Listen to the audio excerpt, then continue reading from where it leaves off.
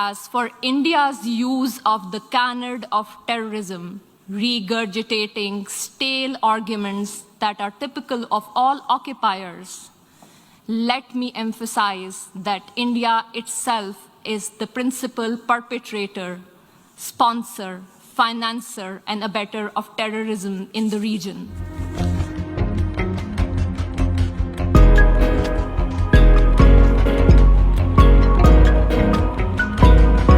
Jammu and Kashmir neither is a so-called integral part of India, nor is it India's internal matter.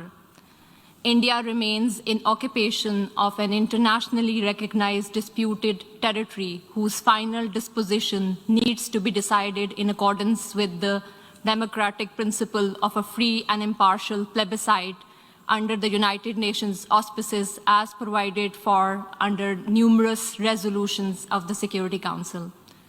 In order to divert attention from ever-increasing international condemnation of India's widespread and escalating human rights abuses in Indian illegally occupied Jammu and Kashmir, India continues to level baseless allegations and rely on outright lie and obfuscation.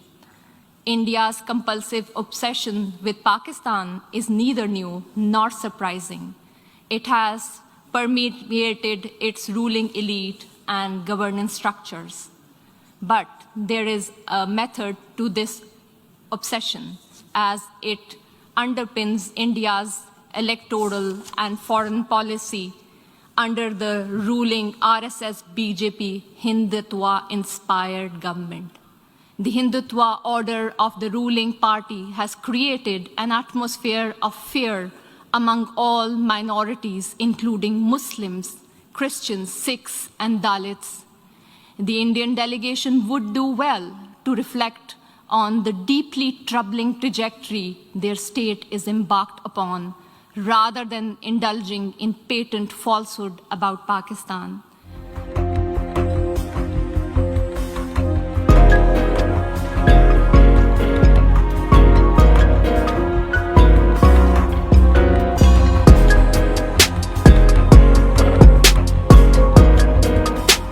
We exercise our right of reply to one more attempt by the leader of Pakistan to tarnish the image of this august forum by bringing in matters internal to my country and going so far as to spew falsehoods on the world stage.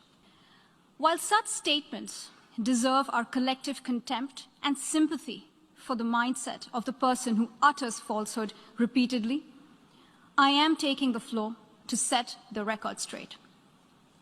Regrettably, this is not the first time the leader of Pakistan has misused platforms provided by the UN to propagate false and malicious propaganda against my country, and seeking in vain to divert the world's attention from the sad state of his country, where terrorists enjoy free pass, while the lives of ordinary people, especially those belonging to the minority communities, are turned upside down.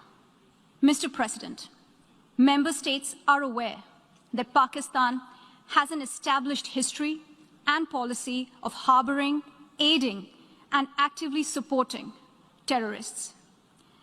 This is a country which has been globally recognized as one openly supporting, training, financing, and arming terrorists as a matter of state policy.